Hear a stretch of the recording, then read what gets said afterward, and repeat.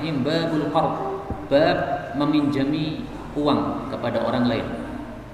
Beliau mengatakan, yajibu wajib irja'u mengembalikan mislihi yang semisal.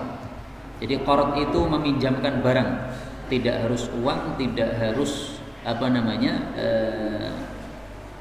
tidak harus barang tertentu, apapun, misalnya motor, misalnya mobil, misalnya uang. Nah, kalau kita berikan sebagai pinjaman kepada seseorang, maka harus dikembalikan yang serupa. Tidak boleh misalnya pinjam laptop ini kemudian saya kembalikan laptop yang lainnya.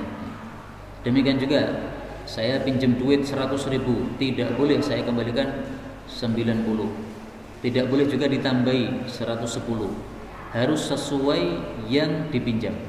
Pinjam duit 500 kembali 500. Kurang tidak boleh, lebih juga tidak boleh kalau disepakati. Dalilnya sabda Nabi sallallahu alaihi wasallam, "Innama jazaa'us salaf", tiada lain balasan bagi orang yang sudah meminjam itu adalah, atau berhutang itu adalah alhamdu, berterima kasih, wal wafa'u, dan menunaikan secara sempurna. Hutangnya 100, bayar 100 plus jazakumullah khairan. Kembalikan 100 plus terima kasih. Nah, dua yang kita lakukan, bayarkan secara sempurna, kemudian kita berterima kasih kepada orang yang sudah memberikan pinjaman kepada kita. Kenapa? Karena Rasulullah SAW bersabda, "Man lam yashkurin nas lam yashkurillah." Siapa yang tidak terima kasih kepada manusia berarti tidak bersyukur kepada Allah Subhanahu wa taala. Hadis riwayat Tirmidzi. Nah, maka orang berbuat baik kepada kita, hendaklah kita bersyukur atau berterima kasih kepadanya. Kemudian wa yajuzu, dan boleh, ayyakuna, bahwasanya kembalian itu afdalah, lebih bagus, au aktsar, atau lebih banyak, idza lam yakun masyrutan, kalau dia itu tidak disyaratkan di dalam akadnya.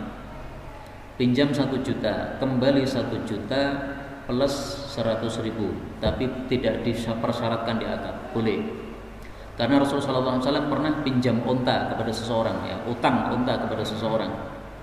Setelah itu ditagih, mana untanya, kamu dulu utang unta. Nah, maka Rasulullah menyuruh sahabatnya untuk mengembalikan. Ternyata unta yang seusia dia tidak ada, misalnya usianya 5 tahun, Nah, ditemukannya usia 7 tahun. Rasulullah katakan, bayarkan. Karena orang yang paling bagus di antara kalian adalah yang paling bagus dalam melunasi hutang. Jadi utang 100.000 dibayar 100.000, boleh. Utang 100.000 dibayar 110.000, baik, lebih baik. Tetapi kalau dipersyaratkan dalam akad, jatuhnya malah haram karena termasuk riba. Jadi yang penting jangan disyaratkan di awal. Kalau disyaratkan di awal, haram hukumnya. Pinjam duit 1 juta, dikembalikan 1 juta, tetapi uangnya semuanya baru, itu boleh. Maka di sini beliau mengatakan afdal, yang lebih utama boleh. Jumlahnya tidak berubah, 1 juta kembali 1 juta. Tapi dulu 1 juta uangnya biasa, sekarang dikembalikan 1 juta uangnya baru semuanya, menyenangkan yang melihat. Nah, boleh seperti itu. Wala yajuzu, tidak boleh, ayyajurral qardu, bahwasanya menghutangi itu menarik naf'an, satu manfaat, lil muqrid, bagi orang yang memberikan hutangan. Ini dalilnya meskipun dhaif, tetapi isinya disepakati oleh para ulama.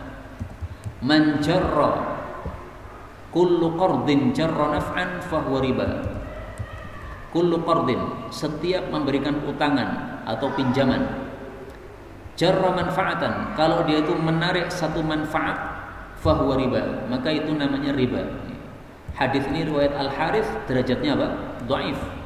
Tapi meskipun derajatnya dhaif, maknanya sudah disepakati oleh para ulama bahwa kalau kita meminjami sesuatu, menghutangi sesuatu, kemudian mengambil lebih, baik itu lebih dalam bentuk barang yang sama atau barang yang lain, atau misalnya jasa, suruh mijeti misalnya, itu semuanya haram, tidak diperbolehkan dalam Islam ini. Besar maupun kecil hukumnya sama-sama haram. Sebagian orang salah paham, dikira kalau riba sedikit nggak apa-apa. Yang haram adalah riba yang berlipat-lipat ganda. Itu salah paham karena memahami ayat Quran tidak benar. Allah mengatakan pada surah Ali Imran ayat 130, ya ayyuhalladzina amanu la ta'kulur riba. Jangan makan riba adhafan yang berlipat ganda, mudha'afatan yang dilipat-lipat gandakan. Nah, ini adalah riba zaman jahiliyah. 1 juta kembali 1.100.000. Itu namanya adhafan, berlipat ganda. Mudha'afah itu maksudnya kalau sudah jatuh tempo ternyata tidak bisa melunasi, maka diundur lagi tapi nambah lagi. 1.200.000.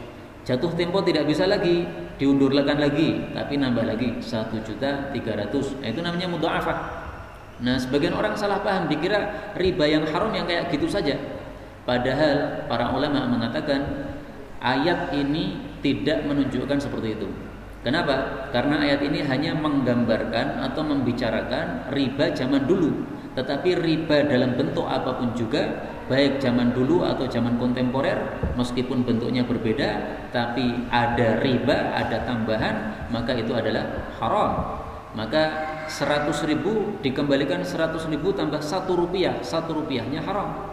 1 juta dikembalikan 1 juta tambah 500 rupiah, 500 rupiahnya haram. Meskipun itu tidak disebut sebagai adhafah mudha'afah, tidak berlipat-lipat ganda yang dilipat-lipat gandakan, karena hanya sedikit saja. Tapi tetap apa? Haram menurut kesepakatan para ulama kita rahimahumullah ta'ala.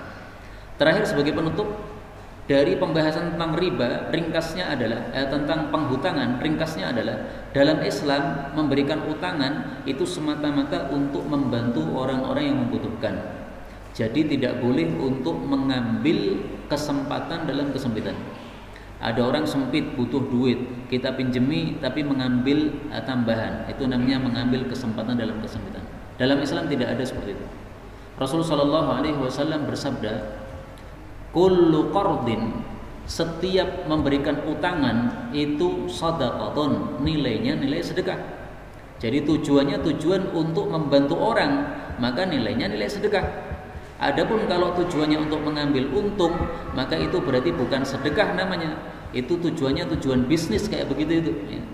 Bisnis kan begitu kan, kita kulaan dengan harga murah, dijual dengan harga lebih tinggi supaya dapat untung. Nah, ini sama dengan begitu, minjemi duit, kemudian supaya kembali lebih banyak. Itu berarti nilainya tujuannya tujuan bisnis. Tidak ada tujuan bisnis dalam hal pemberian utangan kepada orang lain. Ya.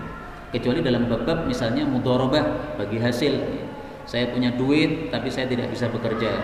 Teman saya tidak punya duit tapi bisa bekerja. Akhirnya bagi hasil. Udahlah, ini saya duit saya serahkan, kamu kelola. Nah, nanti bagi hasil. Nah, itu beda lagi. Ini memang termasuk memberikan pinjaman atau utangan, tetapi apa? Akadnya bukan akad untuk hutang piutang, tapi akadnya adalah untuk bagi hasil. Ini berbeda. Inilah yang dapat kita bahas pada malam hari ini. Benarnya dari Allah, dan apabila ada salahnya, fa astaghfirullahaladzim li wa lakum. Sisa waktu kalau ada tanya jawab dipersilakan.